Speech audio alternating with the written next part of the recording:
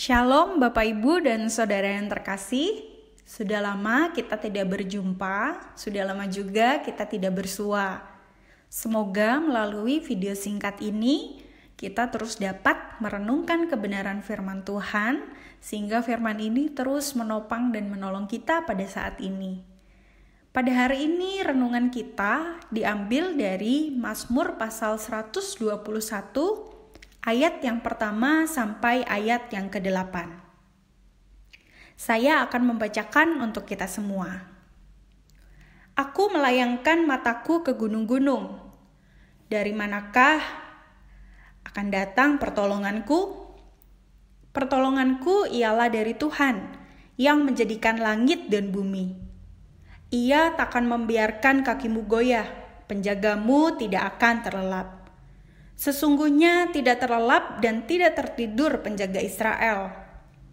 Tuhanlah penjagamu, Tuhanlah naunganmu di sebelah tangan kananmu. Matahari tidak menyakiti engkau pada waktu siang, atau bulan pada waktu malam. Tuhan akan menjaga engkau terhadap segala kecelakaan. Ia akan menjaga nyawamu. Tuhan akan menjaga keluar masukmu dari sekarang sampai selama-lamanya. Renungan kita pada hari ini diberi tema Tuhan tidak tidur. Atau dalam bahasa Jawa kita mengenal dengan sebutan Gusti Ora Sare. Bapak, Ibu, dan Saudara, kita tentu mengenal yang namanya unit gawat darurat atau biasa disingkat UGD di sebuah rumah sakit. Di rumah sakit, UGD atau unit gawat darurat ini selalu buka 24 jam. Hal ini dilakukan agar dapat melayani para pasien yang membutuhkan pertolongan medis setiap saat. Jadi bisa dikatakan pelayanan ini tanpa mengenal batasan waktu. Para dokter dan perawat yang bertugas di UGD, terutama pada waktu malam, mereka harus berjaga. Bahkan mereka tidak tidur agar dapat dengan segera memberi pertolongan manakala ada pasien yang datang ke UGD. Apa jadinya jika para dokter dan perawat tersebut tertidur pada saat bertugas di UGD? Pasien yang membutuhkan pertolongan bisa saja menjadi terabaikan atau mungkin bahkan akan terancam nyawanya. Dalam nyanyian ziarah yang terdapat dalam Mazmur 121, pemazmur mengibaratkan Tuhan seperti seorang penjaga Israel yang tidak pernah terlelap dan tidak pernah tertidur. Artinya, bagi pemazmur, Tuhan selalu terjaga 24 jam atau sepanjang waktu. Kenapa Tuhan dikatakan penjaga Israel yang tidak pernah terlelap? Karena Tuhan memberikan pertolongan dan perlindungan kepada kita setiap saat. Tuhan yang adalah sang penjaga akan menjaga setiap umatnya terhadap segala kecelakaan. Ia akan menjaga nyawa mereka dari sekarang dan sampai selama-lamanya.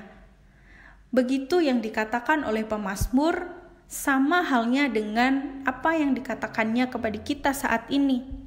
Inilah jaminan perlindungan dan pertolongan Tuhan bagi setiap umatnya.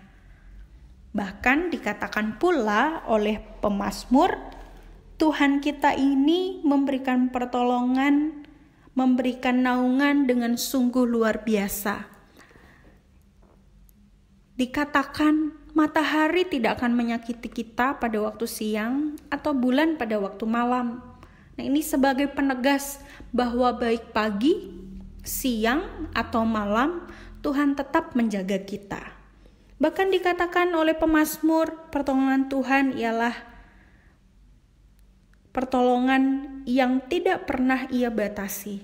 Tuhan selalu memberikan yang terbaik kepada kita. Tuhan selalu memberikan yang sangat baik, sangat amat kita butuhkan dalam hidup ini. Nah, pertolongan yang datangnya dari Tuhan ini, pemazmur menegaskan, diberikan oleh sosok yang menjadikan langit dan bumi. Pemazmur ingin menegaskan bahwa Tuhan yang memberikan pertolongan kepada kita adalah Tuhan yang maha kuasa, Tuhan yang bisa menciptakan langit dan bumi. Dalam keadaan seperti ini, kita berada pada pandemi COVID-19. Kita tentu semua beranjak dari zona nyaman kita. Yang tadinya kita dapat bekerja, leluasa, pergi ke kantor, ke tempat pekerjaan dengan nikmat. Kini kita harus membatasi diri, harus menggunakan masker, sarung tangan, atau bahkan beberapa dari kita harus bekerja di rumah. Atau yang lebih menyayat hati kita, ada banyak saudara-saudara kita yang harus di PHK. Atau kita yang tadinya belajar dengan leluasa, kini harus belajar dari rumah. Kita mengandalkan internet, kita mengandalkan semua yang ada, teknologi yang ada untuk membuat kita semakin mengerti bahwa kita perlu untuk terus mendapatkan sesuatu yang sama meskipun kondisi pada saat ini semakin membuat kita merasa tercekam. Yang tadinya kita bisa beribadah di gedung gereja, kita pun kini diminta untuk bisa beribadah di rumah kita masing-masing secara online. Tentu semua yang kita lakukan keluar dari zona nyaman kita. Kita dipaksa untuk beranjak dari satu zona ke zona yang lain. Nah, inilah yang bisa dikatakan sebagai zona panik. Ya, jadi keluar dari zona nyaman, kita langsung berada pada zona panik. Karena semua sesuatu yang kita lakukan kini sangat berbeda dari sebelumnya. Setelah ada zona panik, dikatakan ada yang namanya zona belajar. Nah, zona belajar ini membantu kita untuk mulai memahami. Dari kepanikan yang ada, perlahan-lahan kita mulai belajar. Kita mulai bisa berdamai dengan kondisi ini. Bapak Ibu Saudara, saya punya cerita yang menarik dari pengalaman saya. Jadi saya bisa dikatakan orang yang jarang sekali masak. Sejak di GKI Pondok Makmur ini, bisa dihitung jari berapa kali saya masak. Tapi karena ada pandemi COVID-19 ini, saya diminta untuk keluar dari zona nyaman saya. Tadinya saya harus belanja, sedangkan dulu saya tinggal pesan melalui aplikasi online dan makanan lalu datang. Atau saya tinggal pergi ke tempat makan, saya tinggal makan. Tidak perlu susah-susah membuatnya terlebih dahulu. Tapi dalam kondisi saat ini, saya diminta untuk keluar dari zona nyaman saya. Saya harus bisa memasak semua yang saya butuhkan itu sendiri. Akhirnya saya mencoba pergi membeli bahan makanan ke pasar, Google, melihat resep, atau di YouTube, melihat cara memasak. Zona panik saya ada ketika itu. Setelahnya, apakah makanan yang saya masak lantas berhasil?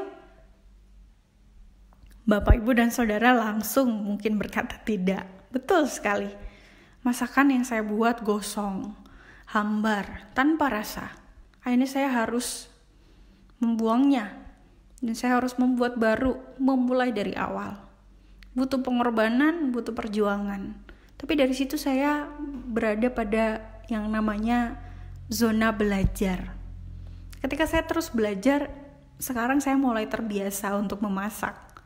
Yang tadinya hambar, kini ada rasanya. Yang tadinya gosong dan harus dibuang, kini pas tingkat kematangannya dan bisa dimakan dengan nikmat. Bapak Ibu, ini contoh yang sederhana, hanya perihal memasak. Tentu Bapak Ibu dan Saudara punya contoh-contoh lain secara nyata dalam kehidupan saat ini.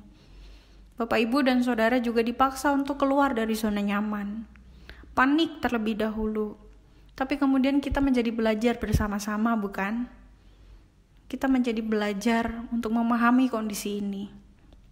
Kita menjadi belajar dan memahami bahwa kita harus berada pada rumah kita masing-masing. Secara online kita ibadah. Mungkin awalnya kita panik, kita gelisah dan gusar. Tapi sekarang kita sudah mulai bisa memahami bahwa Tuhan tidak pernah terbatas oleh tempat dan waktu. Kita semua berharap ini akan segera usai. Tapi sebelum ini usai dan kita menanti pandemi COVID-19 ini selesai, mari kita berusaha untuk bisa bersama-sama merasakan pertolongan Tuhan. Ada kalanya Tuhan meminta kita berusaha, berjuang, dan merasakan kepanikan itu. Tapi stop panik terlalu berlebihan dan mulai membiasakan diri untuk bisa mengatasi semuanya. Kenapa? Mari kita ingat Bapak Ibu Saudara, kita punya Tuhan yang menjaga menolong kita 24 jam. Kita terima pertolongan Tuhan dan kita menjadi rekan sekerja Tuhan untuk juga bisa membagikan cinta kasih itu. Jika Tuhan tidak pernah tidur menolong kita, mari kita juga belajar untuk terus membantu setiap saudara kita dengan tanpa lelah dan henti. Mari kita senantiasa mengingat Tuhan kita tidak pernah tidur. Gusti ora sare. Maka jangan pernah tidur juga merasakan cinta kasih Tuhan dan juga pertolongan Tuhan. Karena itu ada 24 jam dalam hidup kita. Amin. Tuhan berkati kita.